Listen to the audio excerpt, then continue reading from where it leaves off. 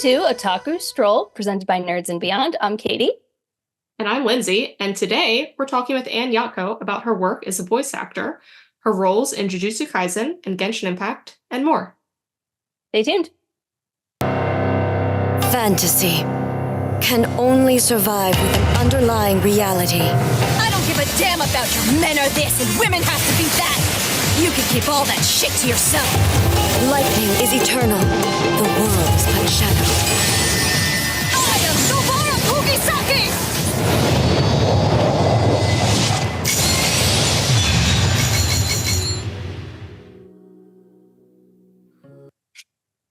Hey, Anne, how are you doing today? I'm great. How are you guys? Good. I'm good, thank you. So first and foremost, we just want to know what it feels like to be personally victimized by Akutami Sensei. It's an honor, a privilege. Yeah. But like, aren't we all victims, really? At its core? On a weekly basis. Yes, on a weekly basis. It's my Sunday breakfast. Tears. So, Anne, on a more serious note, to start a bit about your voice acting, before you start recording for a role, do you have any must-do things in order to kind of prepare and connect with the character? No. Like, what the process for us really is, okay, let's say this is not like JUJUTSU Kaisen. Let's say this is just like any job. You know what I mean? Like at the base of it, like you walk in the door and then they give you a script, or it's like on a band underneath the footage, and you watch the scene or watch like the couple of lines in Japanese, and then they play it for you again, and then they drop out the audio when it's time for you to record your line. Mm-hmm. So like there's like very little preparation technically in terms of like what we're doing. So much of it is about us being prepared to be like on our feet and like ready to just like take in information and immediately process it and make acting choices and then go. Mm-hmm. Right. Now, for something like JUJUTSU Kaisen, like if we have the time, it's always good to do as much preparation as you can in terms of like reading source material, if that exists. Like sometimes like it doesn't exist. Do you know what I mean? Sometimes it's something brand new and it's like an original series and you have no idea. But for JUJUTSU Kaisen, probably by like week 4 or 5 of me like recording, I had like time to sit down and start reading the manga finally. But when we started, I was at least from the very beginning, I was at least I had read like the wiki, I knew what was going on, and I had been watching the sub prior to going in for my sessions. So I knew at least what the episode looked like and what my Japanese counterpart, Asami Sato has been doing, so that I could base my performance off of hers. Mm-hmm. It's not always the case with jobs, that you can have this much information before you walk in the door. Sometimes you don't know what you're doing before you walk in the door for a session. Mm-hmm. Like I don't know sometimes I don't know what character I'm doing. Sometimes I don't know what show this is. So it really is about like just being able to think quick. Yeah, that makes sense. And hold on. Oh yeah, sorry. How much of it is like, how much of voice acting do you need like an improv skill to? I think it's super helpful. I think so many of the best actors have improv training. If not, more than just that. Mm-hmm. Like I was on a house team at a comedy theater in LA for a couple of years before the pandemic. So I have improv and I have sketch comedy experience walking into this. Or at least walking into the pandemic. Do you know what I mean? Like I've been voice acting since before then, but I think any type of training, performance training is helpful. I have an MFA in acting, that's not necessarily the requirement for every aspiring voice actor, but it helped me and it's made me a better actor having all of this acting knowledge rattling around in my brains. So when you have multiple projects going on, maybe new projects or you're revisiting ones, What are your methods for kind of keeping track of the library of voices that you do? Well, here's the fun thing is at the very first session of any project, you will establish what that voice is. You'll do a couple of lines and they will record that and they will keep that in a file folder somewhere so that when you come back later in like 4 months, if it's that long or like a year, they have that reference and they play it for you at the top of the session. And that's really all you need. That's awesome. Wow. You guys are so talented. I wouldn't be able to revisit it. I'd be like, I don't know how I did that. And it would be like yesterday. I'm so sorry her voice changed overnight. I mean, listen, I can't remember what I ate for lunch. So, you know, it's different. It's a different skill set. You know what I mean? Like, this is a skill set for this. And then like, it doesn't necessarily apply to everything else in your life. That's fair. So when it comes to like reading ahead in terms of manga, do you try to read ahead for all of the characters that you get, or is it just some of them, like depending on how big the role is? You know, I don't have the time to read the manga for everything I'm in, if there is a manga for it. Sometimes I do. For JUJUTSU Kaisen, like 100%, like I'm fully caught up. I know what's happening. But I also like I know, but I also have like a vested interest in it. You know what I mean? And it's like, and it's just so legitimately good. And I'm a huge fan of it as well. That's not the case with every show I get to work on or every project I get to work on. Like listen, like we're actors, like we are for hire and we come in and we do our thing. But that's not to say that we don't care about every job that we do. You know what I mean? Like there is a lot of care put into every role that we do, whether or not we have the bandwidth to do all of the fine detail, comb work, and reading through every single bit of paraphernalia required. Right.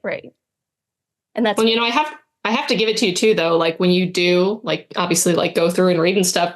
That is so much more work than someone who's like just going into a movie. Maybe they get to and sit down for a few hours reading like a novel if they're acting for like a live action movie versus like it can take you a long time to get through hundreds of volumes of manga. It depends. I mean, listen, like if you're jumping into something like a One Piece, you know what I mean? You don't necessarily have to have read the entire thing before you get to episode 1. Do you know what I mean? You have to at least have a passing knowledge of maybe like the first handful of chapters before you can walk, handful of chapters are the first like handful of episodes, that kind of like first arc. Know like what's going on before you walk in. And to be fair, like I say this is like my process. Some actors like to be completely surprised. Some actors love because some actors feel like it's more helpful to feel super in the moment by not knowing anything. So if you're just presented with the information right there, it's the first time you've ever seen it, and you can, in some people's imagination, that's the best way to get the most authentic response. For me, I'm a little bit more of an analytical actor in that way, and I like to break things down a little bit and know where I'm going, so that when I get there, I don't have to be thinking about like, oh, what's happening here? Why are we talking? All this stuff. I already know it, so I can just be like, oh, that, and this is the answer. Makes sense. So if you had a chance to join any series, past or present, and you wouldn't be taking a role from anyone, maybe it's just creating a role for you, what would it be? Oh, so we'd be creating like what, like a Cousin Oliver situation, Brady Bunch? Yeah. Anything to get you in there.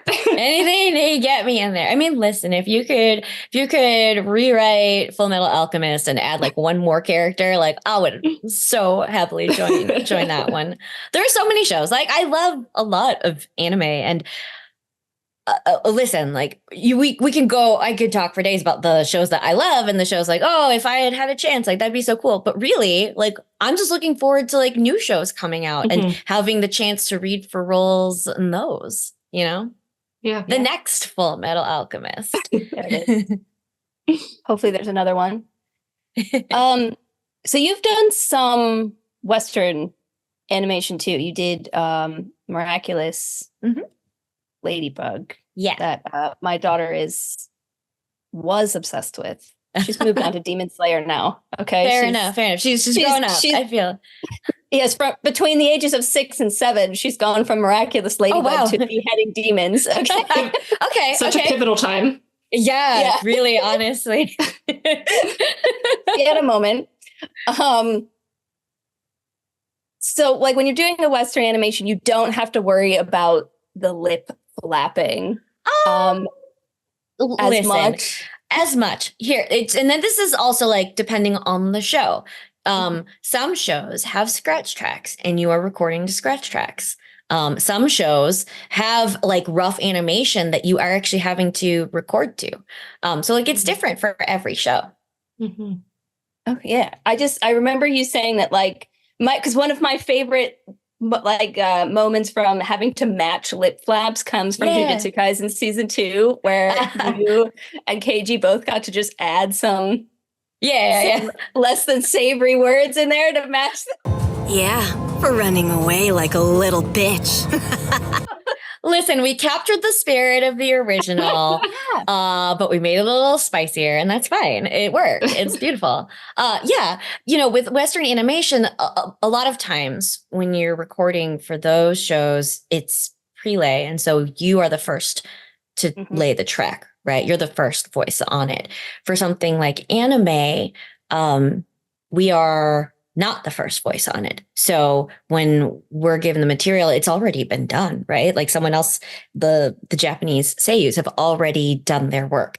And so we're basically replacing that for an English speaking audience.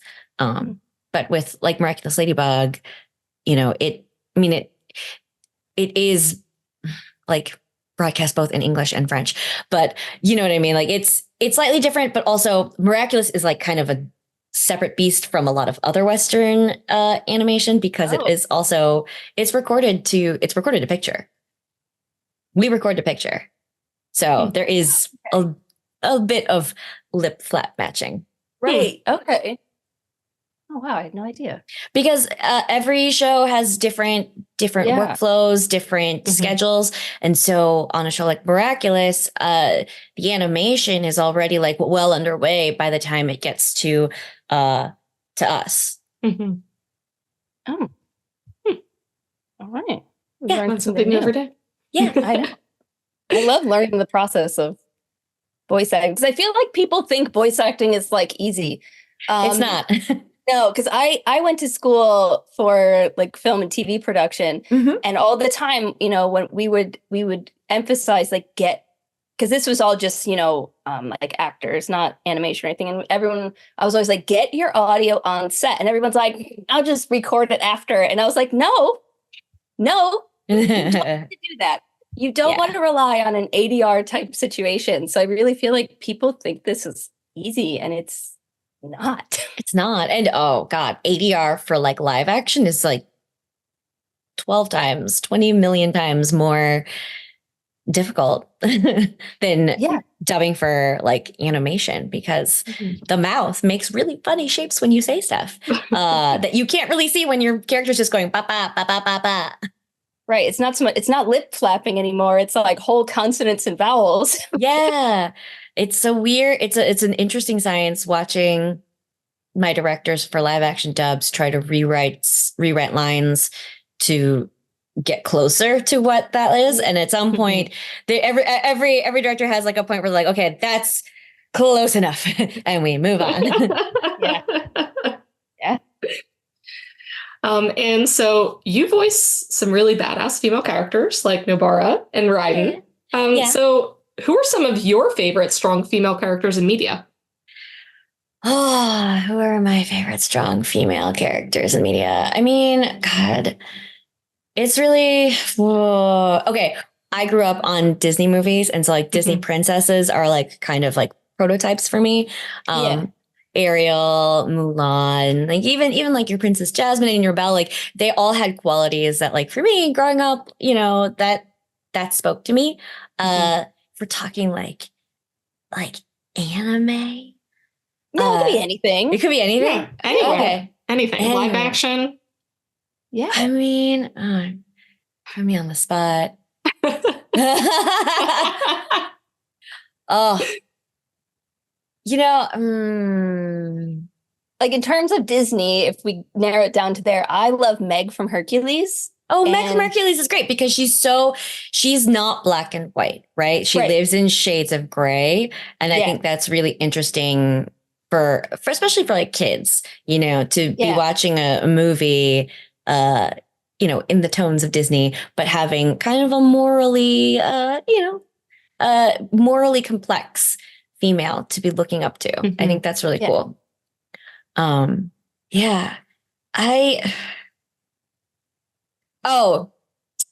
This is kind of a silly answer, but What We Do in the Shadows is one of my favorite shows. Yeah, same. Right. And I think, what is the actress's name? Oh, it's going to kill me if I don't look it up really quick. I don't remember either. It's like, is it Natasha Dimitrios? That sounds right. What We Do in the Shadows cast. What is her name? Natasha Dimitrio. Yeah, but the actress who plays Naja. I think Naja is such a like a strong and funny and bold woman, unafraid to like just like make mistakes. Like she makes mistakes constantly and she is unapologetic about them. That to me is like strong. And I love that. Wow. Can I ask you all, my ladies, you are all such strong, beautiful, vicious, vibrant women. Yes. How did you all end up married to such boiled potatoes? And I can't mention What We Do in the Shadows without also shouting out Matt Berry, though. Oh my God, Matt Berry. love. Like just have to throw it out there. Like I hate doing that pivot, but Matt Berry. You really are the most devious bastard in New York City. That whole show, like that whole cast is like pitch perfect. It is one of my favorite shows in the whole. Guillermo is like, TV. Yeah. They're perfect. All of them. They're perfect. Even Colin Robinson. Mm. Yeah.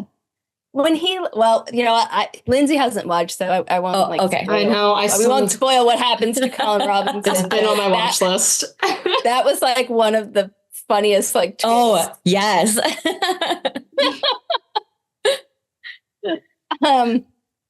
Okay, so into some JJK. Yes. We're not going to talk about the manga, both out of spoiler sake and heartache sake. You know, I don't know if you saw what's coming this week. I don't know how much I might have seen some stuff. Yeah. Wish I didn't. Wish I didn't. Ruin my week. But anyway, how has working on something, you know, as popular as JJK affected your career? I mean, you guys are in the Guinness Book of World Records now. Yeah, like, to be affiliated with a show that's like a world record holder is like wild. Yeah. When I booked the show, I knew it was a popular manga. I mean, that's what the internet would tell me. And after watching the first couple of episodes of the sub, I was like, this is legitimately a really good show. I think like its tone is really fun. It's got like a little bit of everything in it. And I really liked it. And I liked working on it. But like, it wasn't until, I don't know, probably like after the season was over that it really started to sink in. Like, it's one thing to know, like, this is a good show and I hear it's really popular. And then it's another thing to like experience how good or how popular a show is. And my very first convention that I ever did as a guest was Otakon in 2021. And so this is after season 1 had like finished airing, and my very first JUJUTSU Kaisen panel, and like this room is packed. This ballroom is packed with people who like want to ask questions about like this show that I got to do, that I recorded from my closet because we were in pandemic. Right. I never went into the studio, I think, at all for season 1. But like, again, like to see for the first time, like what an impact it was having on people was wild. And then when season 2 dropped, like I feel like that fervor has only like increased like exponentially. I mean, season 2 was like so excellent. And so it's mind boggling. And I've just count my lucky stars every day.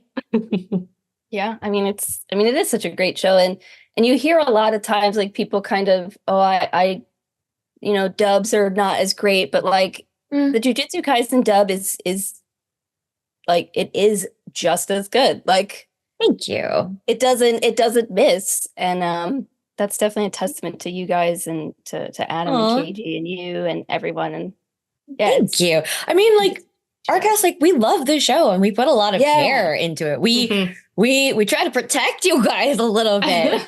Okay, listen, we know what's up. But and this is like maybe a cynical thing to say, but if people don't want to watch a dub because they don't think dubs are good, like, I get paid either way. So right. You're missing out. You can have that opinion. It's wrong. Feel free to be wrong. But I got paid, so. And it's like, you talking bad about it probably just makes people go watch the dub even more. So yeah, so thanks for the free publicity, bro. I haven't seen anything bad about you or Nobara. Oh, thank you. Good. There shouldn't be. I was I'll fight him. Yeah. So speaking of our best girl, yes. If things would have gone differently, and if you had some creative control over the story, who would you want to see as Nobara's partner in crime? Maybe someone that we didn't see or interact with.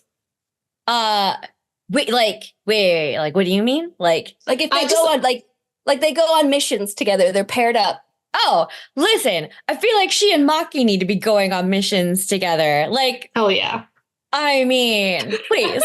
At the very least, Nobara is the president of the Maki Zenin fan club. So that's like base level. Yeah. I'll take the step down. Like, I can't believe there's never been a scene about that, like, in the show.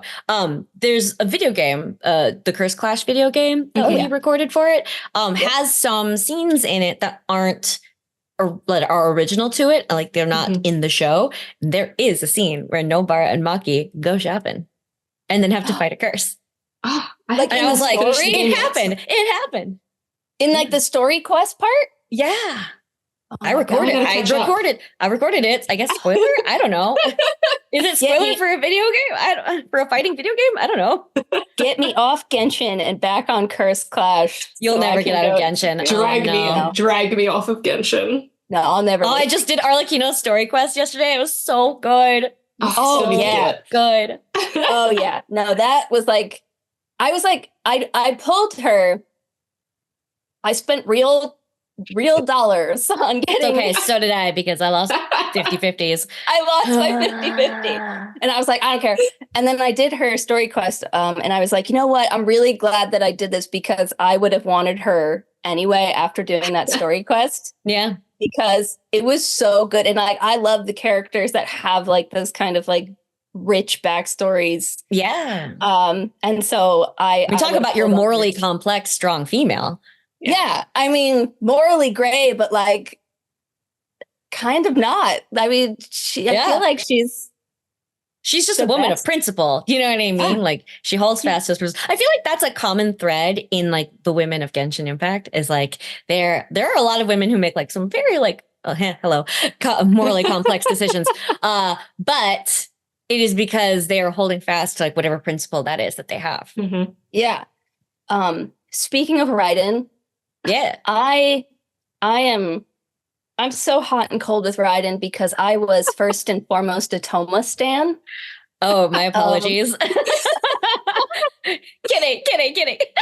He was my first favorite. Like, when I first got the game, I pulled him really early on and just fell in love with that soft little housekeeper. I feel like this is telling me a lot about you.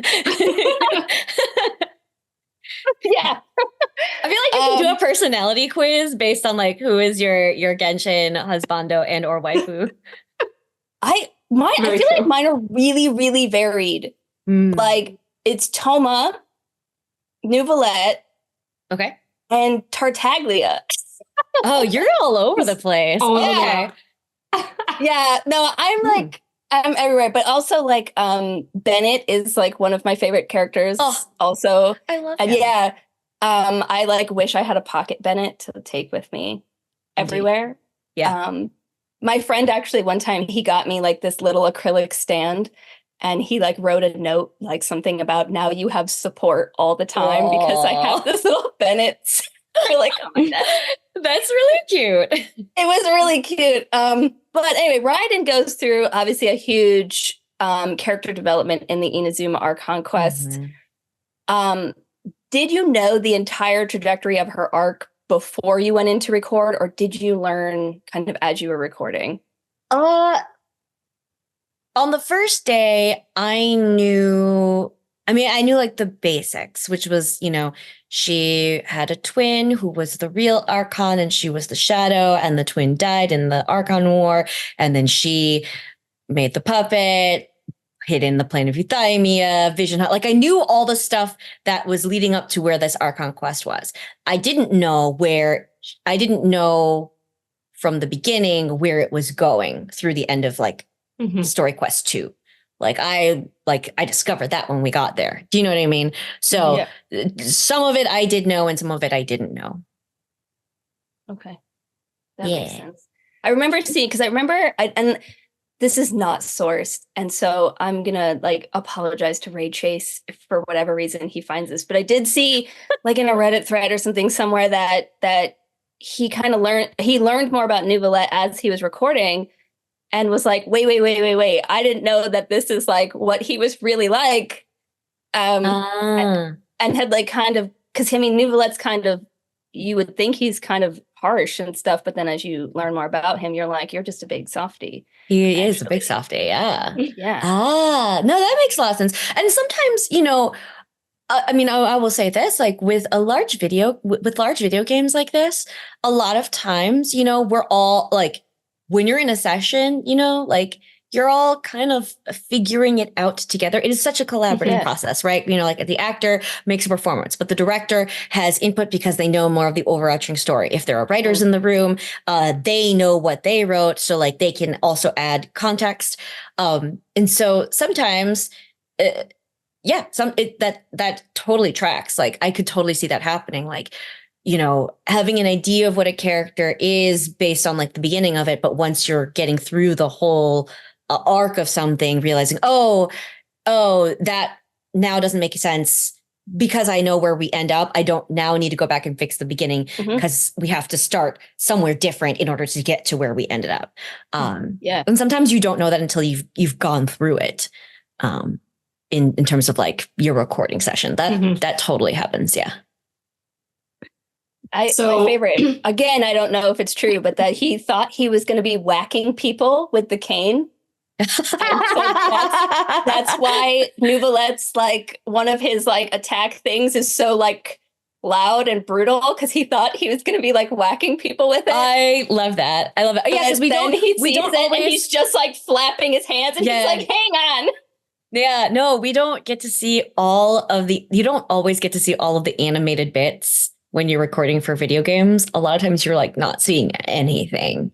But, because this is localized, you get to see some stuff. I hope that's true. I'm going to have to ask him like next time he's at a convention. Like, I just want to know, because like one of Neuvillette's like battle cries is ridiculous. Oh yeah, it's like super aggressive, right? Is it the be humbled? No, no, it's not even that one. It's just like the grunts that he does. Oh, like doing his normal attack where he's like, ah! But all he does is put the cane down. Yeah. Listen, he needs you to hear him. I'm listening. There you go. You also play Genshin. I do, yeah. I was streaming that story quest last night. Yes. Yeah, it was good. I have a good time. Katie and I were talking yesterday, actually, about our exploration teams. I know for me, I always have a problem where, like, there are just certain characters that I don't want to switch out. And, like, I feel terrible when they're switched out, even if it maybe makes more sense to have other people out while I'm doing certain things. I can't. So who is your favorite exploration team? See, I am the opposite. I love trying out different combinations whenever I can. People will like come into my stream and then complain that I'm not playing Raiden and at that very moment. And I'm like, bro, this is the character I've voiced. I have played with her every day since God knows when. Can I just play with a different character for once, please? And thank you. Let me Christ. live. My brother or sister in Christ. I love trying out as many characters as I can. Now, that's not to say I have every character built, because I have a laundry list of characters that are not primetime ready, as we might call it. But I love Raiden National because it is easy, and it makes my heart soar because I love those three kids. I love those three kids so much. And I have my other like favorite team is actually an Al-Haytham spread team. It's Al-Haytham and Yai and who else? Nahida and Kuki Shinobu. That works for me. I love Shinobu. She's great. We just talked to Kira this week too. I love Kira. Oh, she's so sweet. She's the best. But I love those teams. I've been working. I don't yet have a Navia comp that I'm super, super happy with, but I'm working on one. And then what else do I love? I love just like throwing other characters in and out as I see fit. I love Zhongli. I love Yelan. Yeah. I love Ayaka. Oh my God, I love Ayaka. My Ayaka freeze team is great. Ayaka, it's Ayaka, Kazuha, Kokomi, and Shenhe. I love it. We were talking about with Kira, I think actually, how Kazuha is like a great character, but he's just like a quality of life character. Oh yes, absolutely. You can throw him in like every team. My life. Yeah. Ley lines are so much less annoying now. Yeah, when he just like piles everyone up and then oh yeah, one and done. It's great. I love it. I know. Like when I do the Abyss, like one team always has to have Raiden and one team always has to have Kazuha, and I try very hard to keep them on separate teams. Yeah. Speaking of the Abyss, yeah, who's your unlikely Abyss hero? Mine is Kuki Shinobu. Kuki Shinobu is great. She is definitely an unsung hero. She and Bennett are my unsung heroes. Yeah. Sometimes I actually don't play Kokomi as much as I used to. She used to be the only thing keeping me alive. Lindsay, why don't you say yours? Go ahead. Listen, C6 Barbara. Okay, when you're a Zhao main, you need that instant revive. Okay. Oh, I see. That boy just that HP meter is just done. Yeah. Done. I'm so bitter over Barbara because I pulled on Nuvalet's banner till I got a C3. Oh, okay. And I pulled for Kazuha on that. So I think I did like close to 500 pulls on that banner. Wow. And I joke now that I have like a C18 Barbara. That sounds all right. But I couldn't C6 who Yanfei. And so I was like, why am I getting Barbara after Barbara when I need one more Yanfei constellation? And so now I'm just bitter. It happens. It's just like she sent me a picture the other day of like a license plate, and she said pulling on. Oh yeah, it was 4 barbs. I was like yelling at my fiance. I'm like, zoom in, get the picture of chasing the car. And it was me pulling on Let's banner. There it is. Who are you pulling on next? Who am I pulling on next? I don't have the next banners haven't been announced yet officially, right? Not officially. I try not to talk about things that aren't officially a thing yet. But we characters who have been given like drip marketing look really cool, and I think I will definitely pull for them. Listen, if you ask me if I'm going to pull for a character in Genshin, the answer is always yes. That's just how I roll. Whether or not I finish building them, like I'm getting one, at least one. At least as long as they come home. Yeah.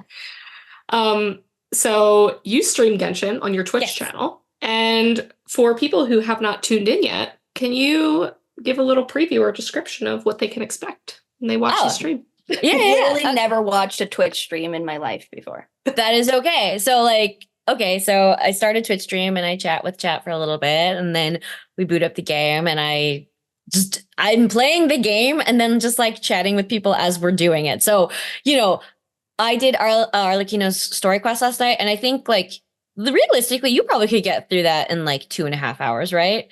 It took me 4. It took me 4.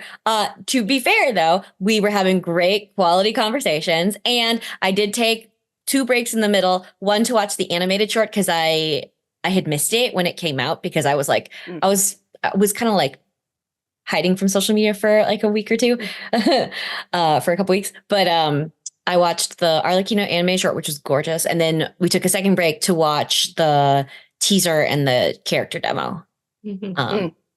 So yeah, like there's conversations always happening about this and that, and then I play some more, and then I get sidetracked, and then I find chests out in the wild that I didn't realize I had missed this entire time, and then spend 30 minutes getting that, and then there was a quest I had to finish. So I suppose a stream with me is just an exercise in watching a girl with ADHD.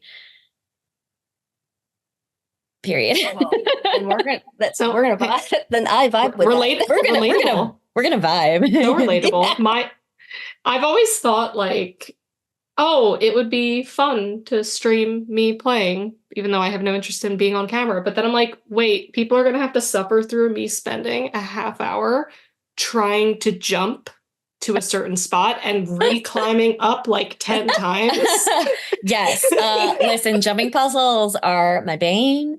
There is this one in the new update, there's like the ruins that you're exploring in Petrichor. There's this one room, this one like library where there's like invisible platforms and they're like spiraling up. Have you done that room yet? Haven't done But it. like these like invisible platforms, they like generate and then they move, and then they generate and then they move. So you can just like get on the next one if you've missed it, right? I would like get here and then it would pop up and then I would like walk to it, but I would walk too far and then walk off of it every single time. I had to restart that process like 4 times. And then in the middle, you have to jump, you have to walk. It's just next to it, to a new platform that has popped up. And then I fell off of that one too. It was great. I felt very, very good at playing video games. I can't wait. I've started the Petrichor stuff. I'm still under the water in like the Bygone Sea. Is it in there somewhere? Those parts? No. What I'm talking about is before you go into the Bygone Sea. So like when you're running around the ruins, it's like this one room where there's like a bunch of the, those doorways that have the books that you have to like hold the button and it opens up. There's like 3 of those doorways in that room, but there is a mechanism that starts this like chain with like the blue platforms. I think I remember, and I must have trauma blocked it out of my head because I'm terrible with stuff like that. Like I avoid Sumeru at all costs. Fair. I don't love it there, but that's the bane of your existence. Yeah, but it's like the only place I have like a bulk of quests and stuff to do. So I'm like, I guess I should finally go there. And whatever those invisible things in the desert, the crackly blue, forget it. Like in the desert, the little pyramid guys.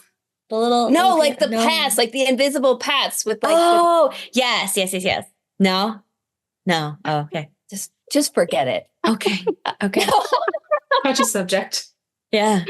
Sumeru in general. I'm actually in the middle of the Anne Yatco. Quest right now. I just did the one where you have to find all the little guys cooking.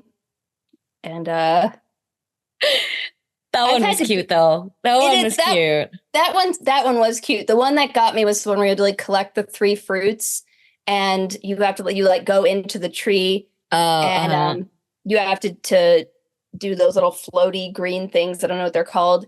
And it's technically a domain, and I would get like halfway through and then realize that you need a bow character. Oh no. And so I'd have to leave the domain to put Fischl or Tidnarion and then go back and redo everything. And I never learned my lesson between any of them. I was like, no, this one will be fine. No. And it never was. It never was. Nuvalet's fire hydrant could reach some of them. Yeah, but not all of them. Not all of them. And So sorry.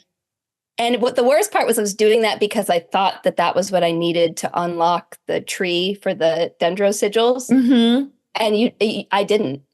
I did not have to do all that. I text her the next day and I was like, dude, how do I get this tree?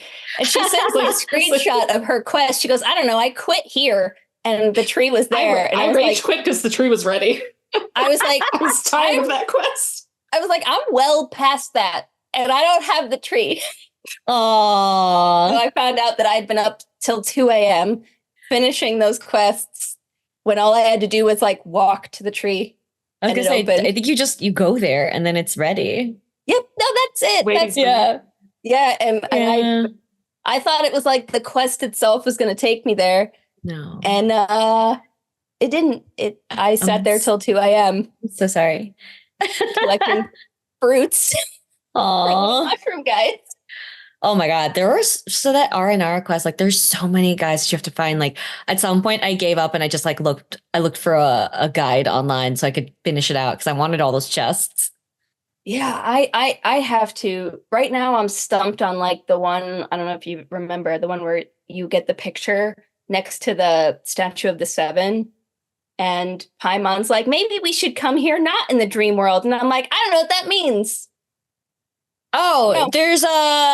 There's like a little stumpy thing that you go to and you play your little lute and it toggles the area between the dream state and the waking state.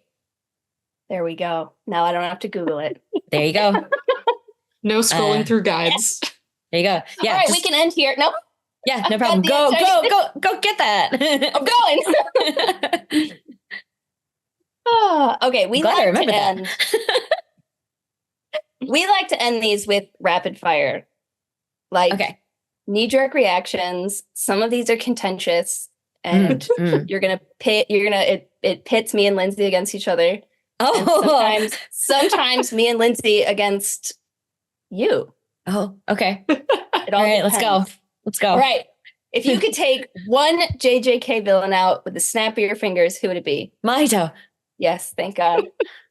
Like Sukuna may be doing some damage, but somehow Mahito's still worse. Well, I'm just salty, okay? That's true. You have every right. Okay. If you could take one video game to the desert island, what would it be? I mean, the easy answer might be Genshin, but let's pretend I don't have Wi-Fi. It might be Stray. Okay. Stray. I've always wanted to try that.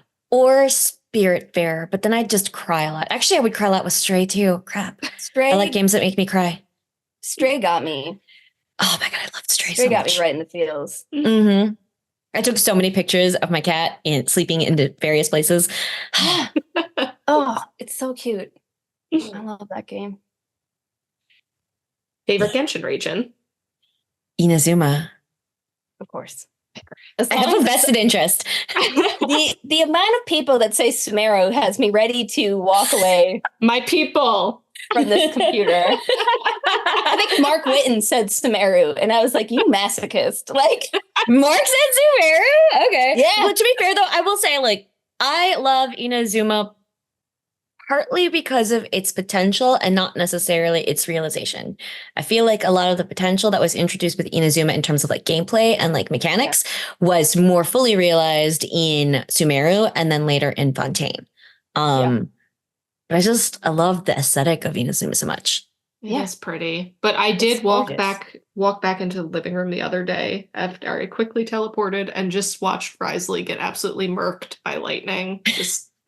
I was like, God damn it. I mean, it happens. Inazuma. It happens. I mean, in Inazuma's defense, though, you haven't done some of the quests that clear that weather out. Oh, you got But when you're using a cryo catalyst, having the rain, it's on your side. I almost don't want to get rid of the bad weather. That's true. That's true. I'll give you works that. in my favor. Fair enough. Favorite Genshin element? Electro. Again, vested interest. I mean, maybe that's like a easy answer, but yeah, it's Electro. That's fair. Okay. Whose curse technique besides Nobara's would you want? Oh, I get asked this one a lot, and I actually really like Megumi's because then it's just you have pets. That's true. You just have like a Hell yeah. collection that you can pull out whenever you want. Yeah, pet the doggos, pet the bunnies, pet the elephant. Yeah, I mean, the bird can take you all over the place. Yeah, It's just it's useful. See, look at that. Who needs teleportation when you could ride on the back of New? Like, Yeah, Okay, here's a big one. Yeah. Crocs, yes or no? ooh, for me, no. But my husband wears Crocs as like house slippers, and he only gets a pass because he bought the JJK Crocs charms. Those are the only reason I let this stand. shout out to him. Shout out to him. To your husband. Yeah. I do voice this character, An no Un. He's in this anime called Undead Unluck, now airing on Hulu. And he wears Crocs, so I'm like, oh, dang it. Oh yeah. I guess it's cute. in my massive desk clean out prior to this, I actually found 3 Croc charms that I got for Lindsay and I. And so she I love that. Wait, what are they? Hold on. Let's see if I can. So I got her this gnome because she collects gnomes. Oh, I cute. forgot And then about that. There's a mushroom for me. And then I also found this little guy. Yeah, that's from the set that my husband got for his Crocs. Yeah.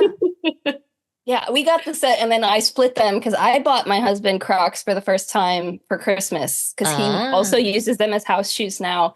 And Nobara is one of his favorite characters. So he got Nobara and Sukuna. And I gave Megami to her.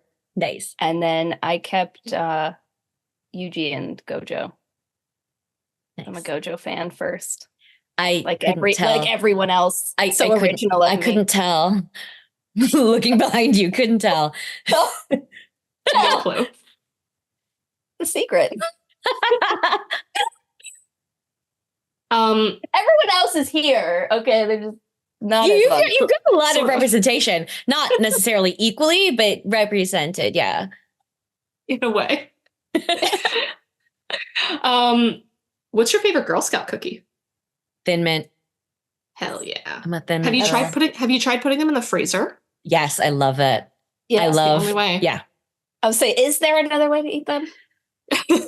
I mean, there is, but it's boring. It's wrong. yeah, it's wrong. Straight up wrong. All right, and possibly, arguably, the most contentious of all: Oh, Yeah. pineapple on pizza. yes. Hell yeah! You know, I've had one person on my side be anti-pineapple on pizza. It was Mark. And And Mark is a somehow monster, Lindsay- so somehow Lindsay still talked him into giving it a maybe, though. amazing. Like- No, pineapple absolutely can go on pizza. To be fair, though, I mean, like, listen, I've been to Japan, and in Japan they have the weirdest pizza flavor combinations. Okay, Yeah. pineapple is like the tip of the iceberg as far as like weird pizzas. Really? Yeah. What else do they have, though? I'd the pickiest have to eater on Google the it. planet. I'd have to Google it. I just remember like being in Japan. I know when I went to Tokyo, I don't think I ate pizza in Tokyo, but I kept like seeing like ads for like pizzas in Tokyo and being like, why? I mean, sure, why not? But why? But why? But why is always the question.